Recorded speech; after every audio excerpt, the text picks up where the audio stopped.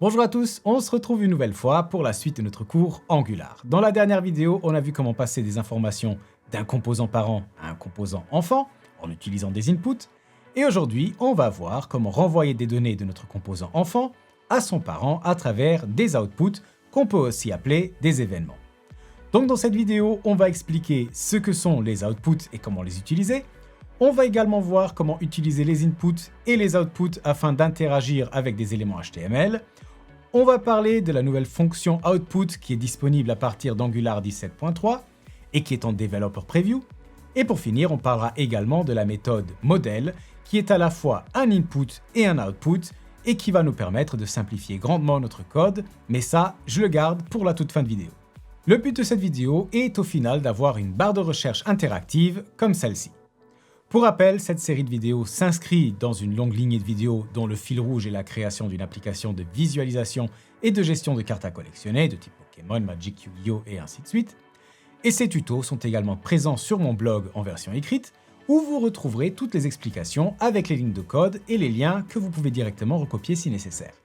Je m'appelle Sergio, entrepreneur et développeur depuis plus de 10 ans et vous êtes sur la chaîne SimpleTech, la chaîne dédiée aux passionnés de développement et de technologie. Et maintenant, place au code. Étant donné que nous souhaitons créer une barre de recherche, commençons par créer un nouveau composant en faisant un ng generate component.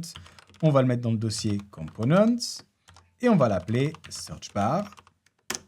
Maintenant, on va ouvrir le fichier searchbarcomponent.html et là, on va créer un div auquel je vais donner un identifiant qu'on va appeler searchbar. À l'intérieur de ce div, on va avoir un input.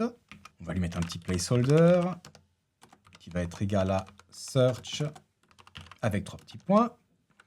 Et on aura aussi un bouton. Et à l'intérieur de ce bouton, on aura une image d'une loupe. Donc image, source. Donc là, j'ai déjà une image toute prête que j'ai stockée dans Assets, Image. Et je pense qu'elle s'appelait search.png.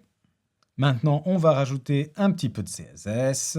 Mais avant cela, je vais aller dans notre fichier appcomponent.html, on va enlever les cartes Pokémon pour l'instant et à la place, on va mettre notre composant searchbar qu'on vient de créer, donc app searchbar. Et bien entendu, pour pouvoir l'utiliser dans l'HTML, il faut l'importer dans notre appcomponent.ts. Ici, au niveau des imports, donc on fait un searchbar component. On sauvegarde. Si on relance notre code et qu'on regarde le résultat, et là, on voit que ça ne ressemble encore à rien parce qu'il nous manque notre CSS. Donc, retournons dans notre searchbar component.css. Et là, on va rajouter un peu de CSS. Donc, le searchbar, on va lui donner un displayFlex, un background color qui va être blanc, un petit border radius qu'on va mettre à 40 pixels, une margin à 50 pixels et auto, une largeur de 400 pixels, un petit box shadow. L'overflow, on va le mettre à hidden. Ensuite, pour notre bouton, on va lui mettre un border à none, parce qu'on ne veut pas de bord. Un margin à 5 pixels, ainsi qu'un padding à 5 pixels.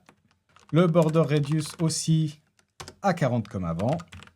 Background color, on va prendre une belle couleur. RGB, je vais prendre un 205, 205, 255, une largeur de 30 pixels, et n'oublions pas de mettre notre curseur à pointer, et ensuite pour l'image à l'intérieur du bouton, on va lui mettre une max width à 18 pixels, max height 18 pixels également, et pour finir, sur notre bouton, on va mettre un effet on hover. Donc, quand on passe avec la souris dessus, on va changer légèrement la couleur de background.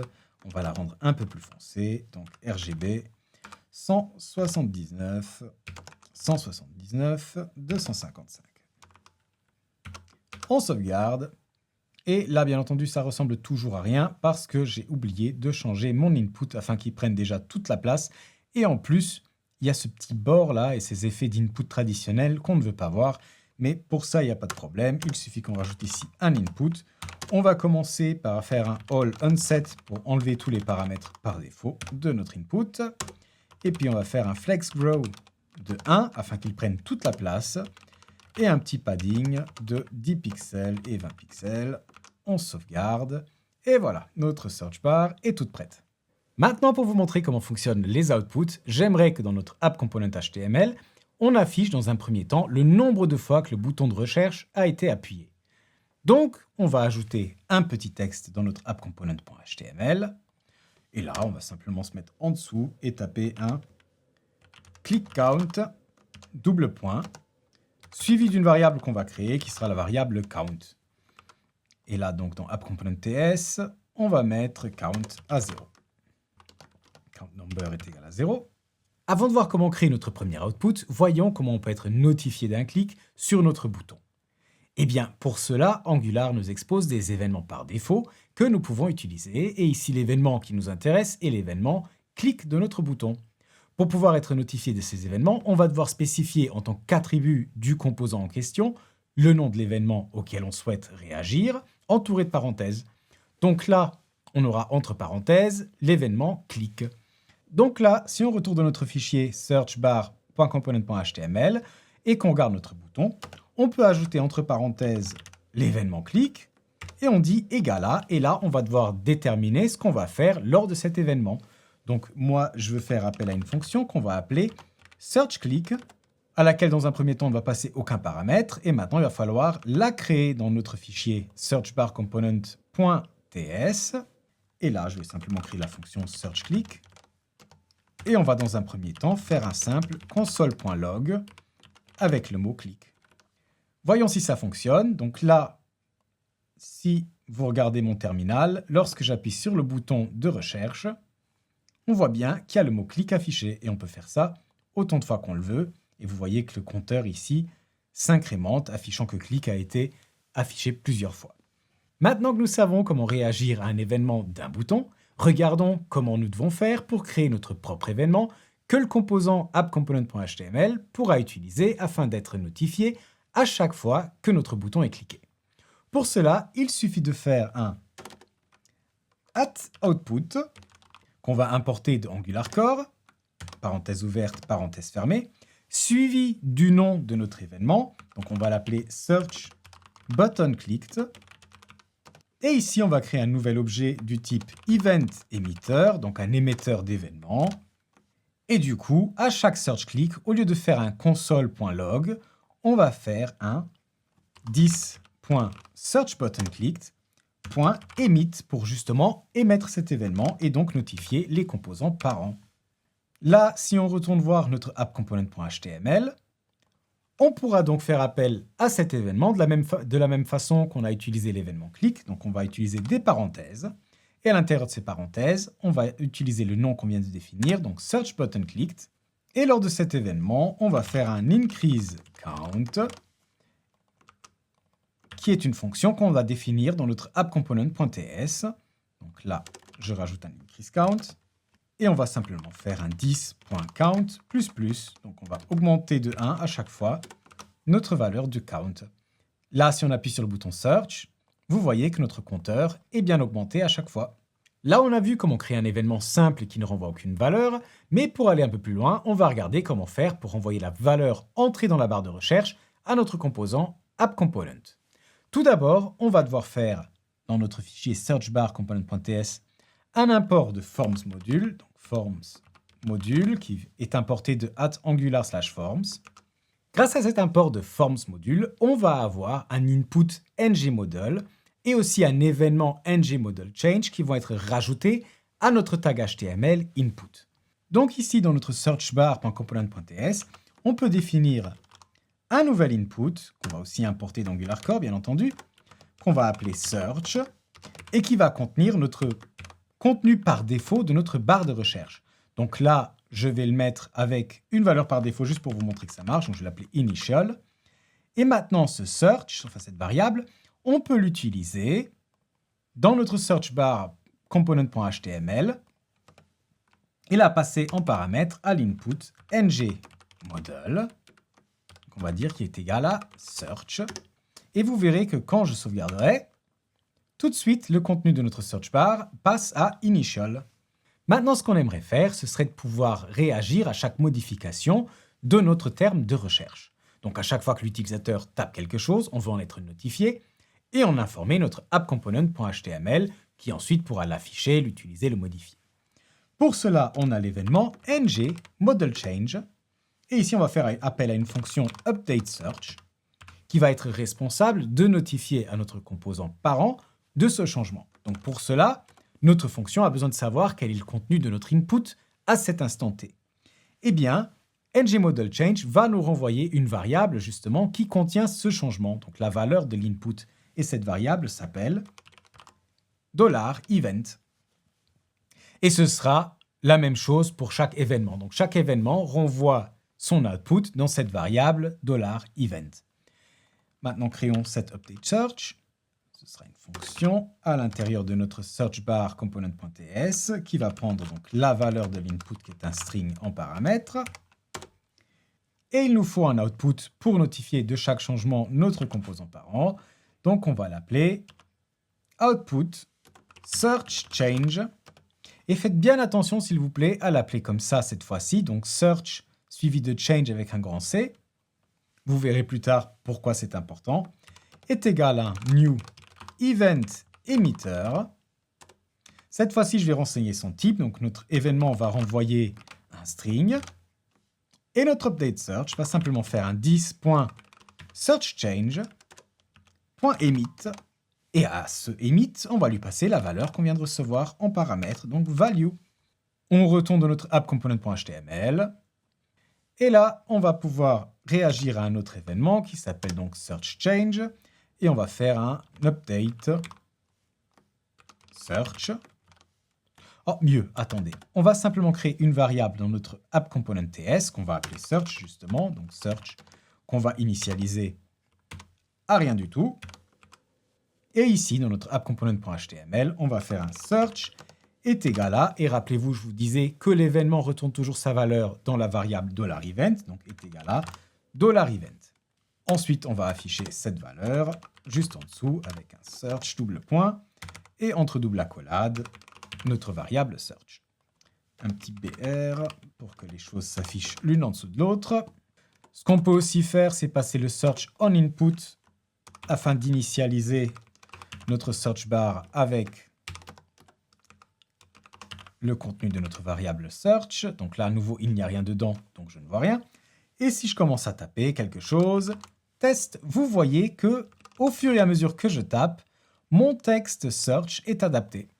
Une chose importante à savoir est que lorsque vous avez un output qui a le même nom qu'un input suivi de change et que vous souhaitez que l'output assigne simplement la valeur de celui-ci à la variable que vous avez utilisée en tant qu'input, comme dans notre exemple search ici, vous pouvez utiliser une notation raccourcie pour arriver au même résultat.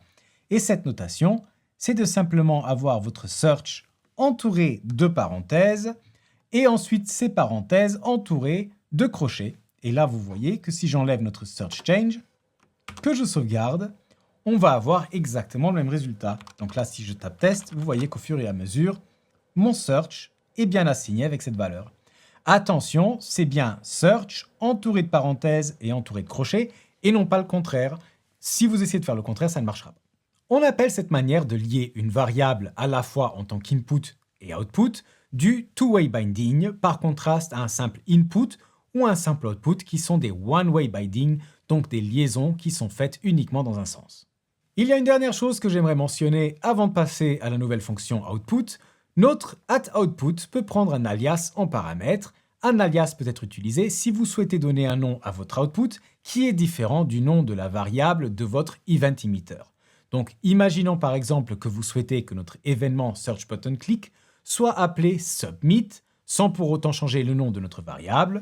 Eh bien, pour cela, on retourne de notre searchbar component.ts et ici, à l'output, on va lui renseigner l'alias qu'on veut utiliser, donc submit. Et si on retourne notre appComponent.html, maintenant nous pouvons remplacer ce searchButtonClick par submit. On sauvegarde et vous verrez que le clic fonctionne toujours.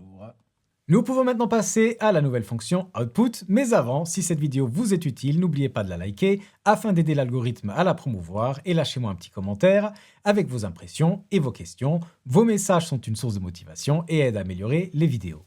Merci à tous et maintenant, retournons à nos outputs. Depuis Angular 17.3, il existe donc une nouvelle manière de définir des outputs sans passer par le décorateur atOutput et qui ressemble à la manière dont on définit des signal inputs.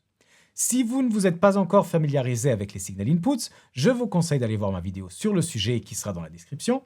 Avant de continuer, il faut impérativement vérifier que vous êtes sous Angular 17.3. Donc pour cela, vous faites un ng espace version dans votre terminal. Et là, vous verrez que dans mon exemple, je suis en 17.3, donc tout va bien. Si vous êtes dans une version 17 mais inférieure à 17.3, vous pouvez faire un npm update pour arriver à cette dernière version. Si vous avez une version bien inférieure, donc une version majeure inférieure telle que la 16, la 15, la 14 ou autre, il faudra faire un procédé un peu plus compliqué qui consiste à faire un ng upgrade. Et dépendant de ce que vous avez comme module installé, il faudra peut-être un peu modifier votre code. Donc, je vous laisserai un lien dans la description qui vous montre comment faire ces upgrades majeurs. Une fois que vous avez installé une version d'Angular supérieure à 17.3, vous pouvez utiliser la nouvelle fonction output. Pour cela, on va retourner dans notre code et on va ouvrir notre search bar component.ts. Et au niveau de notre search button click, on va effacer le atOutput et on va remplacer le new event emitter par un est égal à output qu'on va importer de Angular Core. On sauvegarde. Et là, comme on n'a plus d'alias dans cet output, vous verrez que le click ne fonctionne plus si on relance ngserve. Donc là, on doit retourner dans notre app component HTML. On lui redonne le nom précédent, donc search button clicked. Et là, tout refonctionne. Et comme vous le voyez, la notation est quand même beaucoup plus simple. Maintenant, si on souhaite toujours utiliser un alias, pas de souci, vous pouvez le passer également en paramètre à notre output. Donc pour cela, on donne un dictionnaire avec la clé alias et l'alias qu'on souhaite utiliser en tant que valeur. Donc nous, ce sera submit. On peut à nouveau changer le nom de notre événement de notre app.component.html en submit. On sauvegarde et tout fonctionne. Comme vous pouvez le voir, à part ce atOutput qui disparaît et le fait qu'on n'utilise plus un event emitter mais un output, rien ne change, on a toujours notre search-button-clicked.emit. Maintenant, on pourrait faire la même chose pour notre search, donc on pourrait venir ici, effacer le atInput et le atOutput. On les remplace par un input, donc qui serait de type string, on peut garder la valeur initiale bien entendu telle qu'elle était. On remplace notre event emitter par un output, également de type string. Bien entendu, si on veut utiliser un input dans notre search bar component.html, il va falloir qu'on utilise des parenthèses au niveau du ngModel afin qu'il utilise la valeur associée à ce signal input et non pas le signal en lui-même. Et vous voyez que tout fonctionne encore. Mais comme je le disais avant, on aurait pu le faire comme ça, mais il existe depuis Angular 17.2 une nouvelle fonction qui permet de simplifier ce code encore un peu, et c'est la fonction model, qui est, tout comme pour la fonction input, un signal. Et pour utiliser cette fonction model, on va l'importer à nouveau de Angular Core, donc on retourne dans notre search bar component.ts, et on va remplacer cet input par un model importé d'Angular Core comme je le disais. Et maintenant, on va pouvoir effacer ce search change, car ce model input va non seulement créer un input tout à fait standard, mais également un output avec le nom de votre input suivi de change. Donc ici, un output appelé search change. Le model input va ensuite se charger d'émettre un événement à chaque fois que sa valeur est changée. Afin d'utiliser ce model input, nous devons encore faire quelques changements. Le premier est que dans notre fonction updateSearch, on ne doit plus utiliser la fonction emit, car notre modèle input n'a pas de fonction emit. À la place, on va devoir faire un set. Donc là, on doit faire un 10.search.set de la valeur qu'on a reçue en paramètre. Et donc là, si on regarde notre navigateur et qu'on essaye de taper quelque chose, on voit que le search est bien adapté dans notre composant appComponent.html.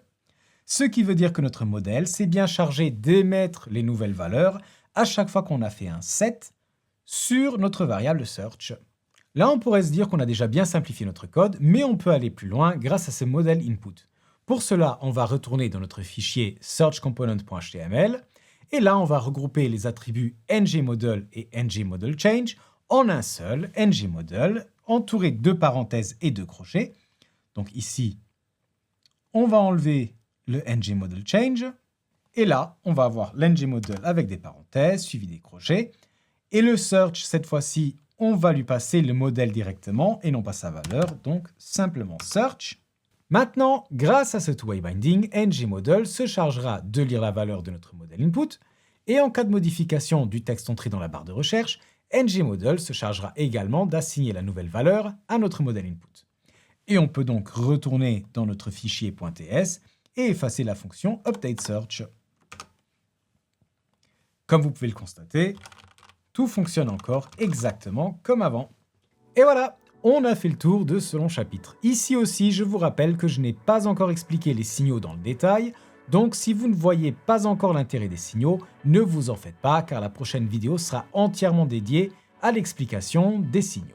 En tout cas, je vous rappelle qu'à l'heure où je tourne cette vidéo, les Signal Inputs, Model Inputs et la nouvelle fonction Output sont encore en Developer Preview, donc avant de les utiliser, vérifiez bien que rien n'est changé par rapport à ce que je vous montre ici. De mon côté, s'il y a un changement concernant les Signal Inputs ou les Outputs, je ferai une vidéo spécifiquement sur le sujet qui sera dans la description de celle-ci afin de vous expliquer les changements. Pour finir, n'oubliez pas de vous abonner si ce n'est pas déjà fait afin de ne pas rater la vidéo dédiée aux signaux et moi je vous souhaite une bonne semaine et à très bientôt. Ciao!